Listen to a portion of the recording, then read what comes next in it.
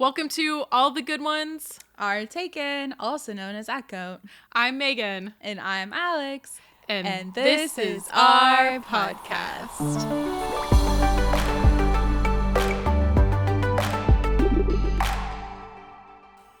So Megan, how was your week? You know, it's been a very long week. Lots of things happening. So I've just been kind of disassociating through books. So, check out my Bookstagram at Peas Reads for some fun recommendations, as well as my Goodreads, where you can see all my current reads. What about you, Alex? How's your week been? It's been also a week. When isn't it a week for us, it seems? A week. This, the past few months have just been so, head ass is a good way to say it. Just, exhausting. There's been a lot of good stuff, too, obviously, but I just feel like both of us have gone through the ringer the past couple weeks. We did have a paint party at my apartment recently, which was fun. Shout out to Meagan and Shelby for coming to help us, plus my other friends who came. We're still not done painting. No way. This was 2 weeks ago, by the way. But yeah, we're still not done painting. We finished the kitchen part, but the living room we still have yet to do. So I'm just staring at this blank wall, and it's unfortunate because Jade's brother FaceTimed us the other day, and he was like, it looks like you're going for a red, white, and blue theme, and I was like, I was like, shut that down immediately, because the colors we picked are a berry, but the walls were kind of what y'all have going on now, a cream grayish color, and then in the kitchen we did teal. So I get where he was saying with the red, white, and blue theme, but I was like, absolutely not. That is not what we're going for. Yeah, I mean, it's not at all. So I guess it must have just been the camera. Probably. Because berry and teal are not really screaming red and USA, blue. Yeah. USA. Yeah. Yeah. So yeah, that was a lot of fun. I did get fired from my job. Oh, no. Yeah, we talked about it. I mean, technically they say I quit, but essentially it was a let go situation, which is upsetting. However, I do feel very relieved about it because I don't have to go back there. It was definitely past my time. I stayed there too long. They knew I was applying for other jobs anyway. And so it's for the best. Shout out to my old coworkers if you're listening. I miss y'all and I wish y'all the best. But yeah, on to better things. So yeah, what a week. Yeah, it seems like we have a lot of opportunity ahead of us. There Alex. we go. That's a good way to put it. And we do. Facts. Yeah, and we can, focus our energy on fun podcast. things like the podcast. Please listen. Please. Which we do have logo stickers coming in soon. Yeah. Our first merch. Yeah. Ish. Yeah, free merch. Yeah. But let us know if you want one. Come find us because most of the people that listen live near us. So, yay. Yeah, we're excited about that. It, makes it all feel a little bit more real when you have an official thing. But I got a new phone case just so I could put the sticker on the back. I'm excited. I'm super excited. I'm going to put them everywhere on gas station things and just, I'm not going to waste them because we did make those ourselves, but yeah, I'm going to be putting them in places. Fantastic. Megan's sounds great. Okay, well, do you want to dive into what books you want to talk about today? Yeah, so I had a hard time deciding which books to choose. So actually, this is my birthday month Minisode. Yay! Happy birthday, Megan! Thank you. Whoop whoop. But yeah, so I had a hard time deciding what I wanted my birthday month books to be. But I ended up just deciding on two kind of popular ones. But I'll start with Anxious People by Fredrik Backman. So a little bit about this book. It's right here if you're on video. So a little bit about the accolades. This was a Goodreads Choice Award for Fiction in 2020, Book of the Month, Book of the Year in 2020 also, and released on September 8th in, again, 2020. I read this, I think it was my first book of 2021. So, about 2.5 years ago, but I still think of it fondly. A little bit about Fredrik Backman. He is the #1 New York Times bestselling author of A Man Called Uwe, My Grandmother Asked Me to Tell You She's Sorry, Britt Marie Was Here, Beartown, Us Against You, and Anxious People, as well as 2 novellas and 1 work of nonfiction. His books are published in more than 40 countries, and he lives in Stockholm, Sweden, with his wife and 2 children. So, I will now read to you the summary. Yay! A poignant, charming novel about a crime that never took place, a would-be bank robber who disappears into thin air, and 8 extremely anxious strangers who find they have more in common than they ever imagined. Looking at real estate isn't usually a life or death situation, but an apartment open house becomes just that when a failed bank robber bursts in and takes a group of strangers hostage. The captives include a recently retired couple who relentlessly hunt down fixer-uppers to avoid the painful truth that they can't fix up their own marriage. There's a wealthy banker who has been too busy making money to care about anyone else, and a young couple who are about to have their first child but can't seem to agree on anything, from where they want to live to how they meet in the first place. Add to the mix an 87-year-old woman who has lived long enough not to be afraid of someone waving a gun in her face, a flustered but still ready to make a deal real estate agent, and a mystery man who has locked himself in the apartment's only bathroom, and you've got the worst group of hostages in the world. Each of them carries a lifetime of grievances, hurts, secrets, and passions that are ready to boil over. None of them is entirely who they appear to be, and all of them, the bank robber included, desperately crave some sort of rescue. As the authorities and the media surround the premises, these reluctant allies will reveal surprising truths about themselves and set in motion a chain of events so unexpected that even they can hardly explain what happens next. Okay. Humorous, compassionate, and wise. It's still going. Okay, please continue. Humorous, compassionate, and wise, Anxious People is an ingeniously constructed story about the enduring power of friendship, forgiveness, and hope, the things that save us even in the most anxious of times. And that, folks, was the entire book. No, I'm just kidding. But it's wow, very good. It sounds very good. What a summary. Yes, because it's a multifaceted book. Okie dokie. All right. It sounds good. I'm not convinced you believe that. It sounds good.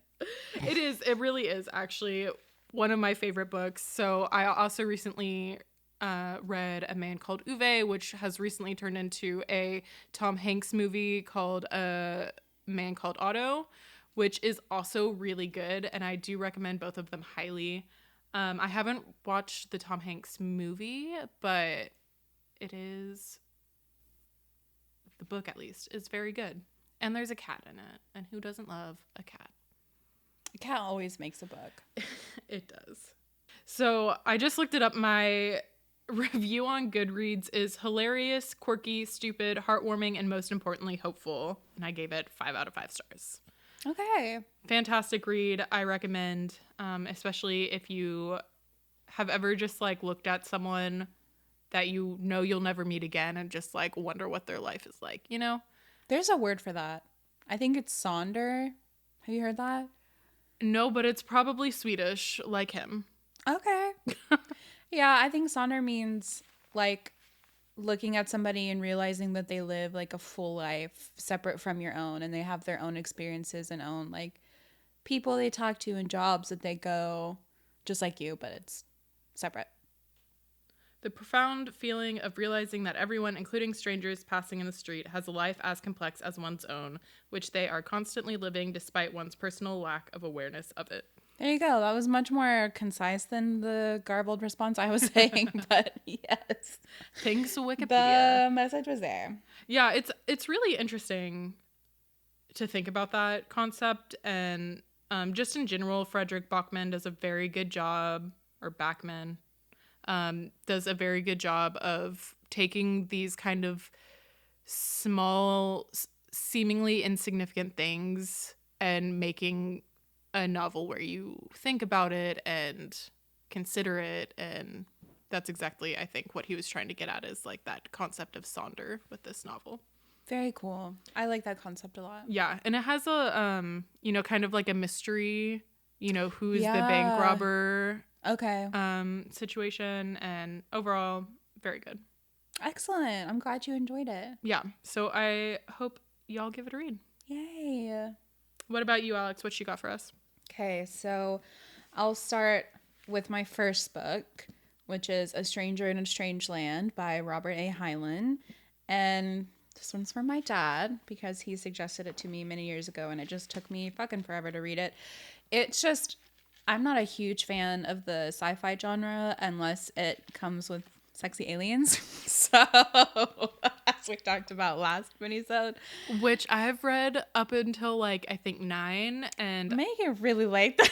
Keep reading, guys. I will get there eventually. We've just been reading so many books for the pod and like, shit going on in the background. So I haven't had much IPB time, but I am going on a trip tomorrow. So I am looking forward to that time. But this is the first like piece of science fiction that I read. And I actually stole this off of his bookshelf. And it's funny because it has like the old Borders little price tag on it, which if you know, that's a throwback. Because Borders 90 kids will know. Yeah, 90s kids will know. So I really did enjoy this book though. I was very apprehensive in reading it because I was like, okay, well, my dad loves sci-fi. He loves like Dune and Star Wars and anything psychological. And while I do enjoy that, I just, a lot of times I'm reading to just have fun and like relax. Yeah. So I didn't really want to read this book, but I ended up loving it. And it was just such an interesting read. So it was published in 1961. This is the Goodreads summary. So Heinlein's work include Stranger in a Strange Land and The Moon is a Harsh Mistress, plus many others. People often call this novelist the dean of science fiction writers, one of the most popular, influential, and controversial authors of hard science fiction. He set a high standard for science and engineering, plausibility, and helped to raise the standards of literary... He set a high standard for science and engineering plausibility and helped to raise the standards of literary quality of the genre. He was the first science fiction writer to break them into the mainstream, general magazines such as the Saturday Evening Post in the late 1940s, and he was also among the first authors of best-selling novel linked science fiction in the modern mass market area. Whoa. Yeah, so good to know. And this book, when it came out in 1961, which was so controversial that originally they took about 60,000 words out of it because of like the themes in the book, specifically like sexual themes. So it was really like a polarizing book when it came out at the time. And so this is the unedited version, thankfully. So this is about 60,000 words thicker than what would have been published later on after its first release. But essentially, it's about a 25-year-old Martian who is actually a human named Michael Valentine, who comes back to Earth and basically faces Earth being raised as like a Martian. Like he was raised by Martians, and he comes to Earth, and he is so used to like Martian customs, Martian culture, that when he comes to Earth, it's like a completely different world for him. And so the book follows his journey, of course, through just like trying to make it work basically as a human Martian man on Earth, but also faces like situations such as like sexuality, like religion. It speaks a lot on society through Heinlein's lens at the time. And I just really enjoyed the story. Like, I thought the story was super original. I liked that it was science fiction-y enough to where I was, like, into it, but it wasn't too much where I was, like Dune is very, like, science fiction-y to me. And I'm like, that's, like, we're kind of entering, like, another realm that I don't know if I'm ready to enter yet. This one was very like manageable, palatable. And yeah, I just find that a lot of people can find something in this book. And I like the critiques it gives on those themes. And yeah, I just thought Heinlein did a really great job. I'll read this quote from him from Stranger in a Strange Land. And it says, I found out why people laugh. They laugh because it hurts so much. Because it's the only thing that'll make it stop hurting. So yeah. Oh, it is right. So please check it out. It might be on your middle-aged dad's bookshelf. If not, you can't find it at Borders anymore, but it's definitely at a bookstore near you. So please check it out. What did you rate it? Oh, I actually rated it 3 out of 5 stars on Goodreads. Oh, so shout out, bud. Yeah, thanks, Dad, for the recommendation. Next book for you, Megan. All right. So right now, my friend Caroline is borrowing it, but maybe Shelby can put some wizarding magic and put it on my hand. Pause to smile. So Red, White, and Royal Blue by Casey McQuiston is my second pick today. I chose it because the movie just came out on Amazon, and it was really good. We watched it, I think, last week. But the accolades are that it was published in May 14th, 2019. It's a ALA Alex Award for 2020, Goodreads Choice Award for Romance and for Debut Novel in 2019, and Bisexual Book Awards for Romance in 2019. I think I got it as a Book of the Month pick, and like I said, it was recently released as a movie on Amazon Prime. So a little bit about Casey McQuiston. She is a New York Times bestselling author of romantic comedies and a pie enthusiast. She writes stories about smart people with bad manners falling in love. Born and raised in southern Louisiana, she now lives in New York City with her poodle mix / personal assistant Pepper. Aw, cute. One thing I liked about Red, White, and Royal Blue is that a lot of it, or like the president is from Austin, Texas. And so there's like a lot of themes from that, which was very cool. We love Austin. Yeah, we do. So here's the summary from Goodreads. First son, Alex Claremont Diaz, is the closest thing to a prince this side of the Atlantic. With his intrepid sister and the Veep's genius granddaughter, they're the White House trio, a beautiful millennial marketing strategy for his mother, President Ellen Claremont. International socialite duties do have downsides, namely when photos of a confrontation with his longtime nemesis, Prince Henry, at a royal wedding leak to the tabloids and threaten American/British relations. The plan for damage control, staging a fake friendship between the first son and the prince. As President Claremont kicks off her re-election bid, Alex finds himself hurtling into a secret relationship with Henry that could derail the campaign and upend 2 nations. What is worth the sacrifice? How do you do all the good you can do? And most importantly, how will history remember you? So this is a really fun book. I think when I read it, it was after some kind of traumatic events in my life. So I kind of read it a little bit more negatively.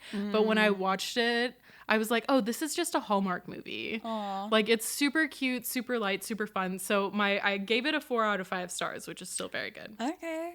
But when I first originally read it, I was like, oh, this is too like easy. Like they're the most famous people on this earth, and like how can they just be in this relationship? Yeah. Like, no way. And then I read that Casey McQuiston wrote this after Trump was elected as her like escapist. Okay. Like outlet, yes. Yeah. Coping. Yes. And so I think that's what this book is meant for other people. And so once I read it in that like kind of, I mean, I had already read it, but then once I like framed it that way, I was like, oh, I like this a lot better as like an escapist, cute romp rather than this like way too easy romance that. Cute. Yes. Yeah. But it's very cute. I recommend both the movie and the book. I'm going to watch the movie. Yeah. The cover is really cute. Also, they're very hot. They're hot. They look good. So hot. And I like a BL. I do. I really, really do. A BL? Boys Love. Oh. Yeah.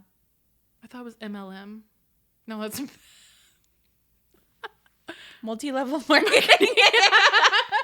Meagan loves multi... aka a pyramid scheme. I think BL is more for like manga, but okay. Yeah, but like I just call it there are two men kissing and Look, I obviously love a queer novel. Yeah, there we go. That's a great way to say that. I do love a queer novel. Okay. I love representation in my books, so yes. That's I'm trying to pick an international author and then a queer author, so hopefully, we get the wider scope of authors out there. But anyway, I really do recommend it. I do hope you give it a read. It's really cute. It's really quippy. It's enemies to lovers. The best. And gay, so. Yay! That gets 5 stars. Enemies to lovers and gay? Wow. It's the best. I'm going to watch the movie. Yeah, I will say the book obviously is better, but the movie was very cute. Cute. Okay. Yay! I'm glad you liked it. Yeah. What about you, Alex? Bring us home. So, the last book that I'm going to talk about today is very near and dear to my heart. I picked it up before the summer I spent in Europe, so I was definitely having like an eat, pray, love moment with this book. And like, I don't know, there's just something about being like in the summer in London and you're taking the train and you're reading this book and like you're a woman in the world and you're writing in your journal and there's all these people around you and you're having such a good time and you're learning about yourself in the world and things like that. So anyway, that's what that book did. All right. So anyway, let me introduce it. It is All About Love by Bell Hooks, and I'll go ahead and read the Goodreads little something something. This book was published in 1999. Bell Hooks, born Gloria Jean Watkins, was an African-American author, feminist, and social activist. Her writing focused on the interconnectivity of race, class, and gender, and their ability to produce and perpetuate systems of oppression and domination. She published over 30 books and numerous scholarly mainstream articles, appeared in several documentary films, and participated in various public lectures. Primarily through postmodern female perspectives, she addressed race, class, and gender in education, art, history, sexuality, mass media, and feminism. AKA, she's just a badass. Yeah. Literally just a fucking badass. So, and then I'll read like the summary on the book. So, the word love is most often defined as a noun, yet we would all love better if we used it as a verb, writes Bell Hooks as she comes out fighting and on fire and all about love.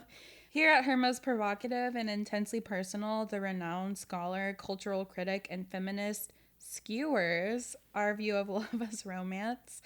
In its place, she offers a provocative new ethic for a people in a society. I can't speak today. Okay. And a society bereft with lovelessness. As Bell Hooks uses her incisive mind and razor-sharp pen to explore the question, what is love? Her answers strike at both the mind and the heart. In 13 concise chapters, Hooks examines her own search for emotional connection and society's failure to provide a model for learning to love. Raising the cultural paradigm that the ideal love is infused with sex and desire, she provides a new path to love that is sacred, redemptive, and healing for individuals and for a nation. The knee reader declared Bell Hooks one of the 100 visionaries who can change your life. All About Love is a powerful affirmation of just how profoundly she can. So there we go. This book touches on so many different themes, as we clearly got from the summary. But it was so healing for me to read this book and to have, I think it's so true. Love when we come out of the womb isn't really defined for us, and it was validating for her to lay it out and define it in a way that she saw it, but also to leave it for our own interpretation to see that definition through our own experiences and lenses. And it just touches on the greatest themes of femininity and how women form relationships with men, how women form relationships with themselves, how our childhood affects those relationships. It was just so good. I can't rate it highly enough. Literally 5 out of 5 forever and forever and forever. I think everyone should read this book. Sounds good. And I will read one quote from the book. So she says, one of the best guides to how to be self-loving is to give ourselves the love we are often dreaming about receiving from others. There was a time when I felt lousy about my over 40 body, saw myself as too fat, too this or too that. Yet I fantasized about finding a lover who would give me the gift of being loved as I am. It is silly, isn't it, that I would dream of someone else offering to me the acceptance and affirmation I was withholding from myself. This was a moment when the maxim, you can never love anybody if you are unable to love yourself, made clear sense. And I add, do not expect to receive the love from someone else you do not give yourself. How about them marbles? I mean... Call back. Roll back. So yeah, just think like passages like that, but like on every fucking page of this book. Yeah, that's a really good point. Thank you, Meagan. I was talking to Bell Hooks.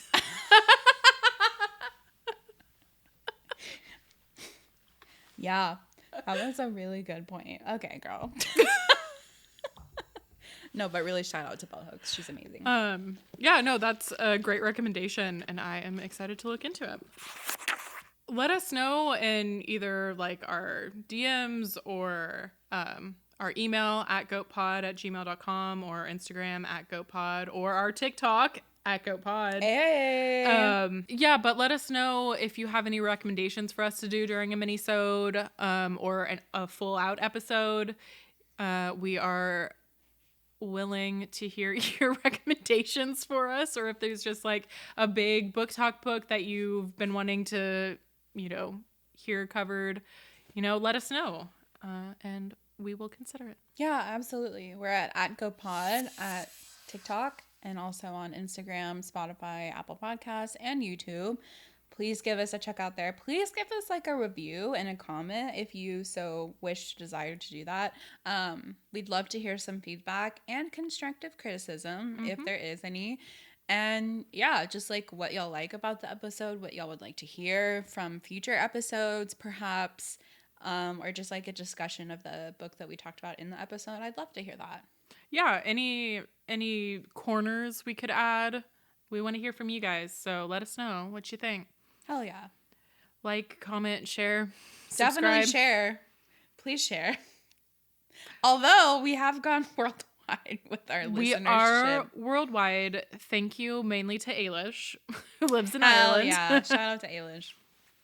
But also our Australian listener.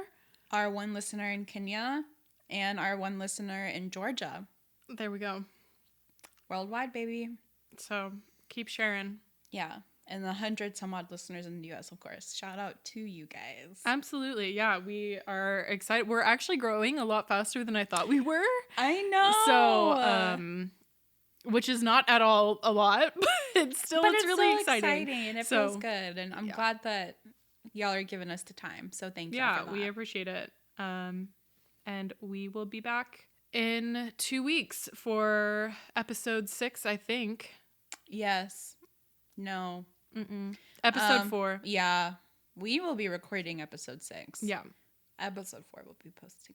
This has just been an unhinged minisode episode, so thank y'all for bearing with us. And yeah, and check out my Ravenclaw jacket that I'm really proud of and I really love. That very I cute. Won't ever take off, even though it's 115 degrees. Yep. But thank you so much for listening. This has been All the Good Ones Are Taken. Yay!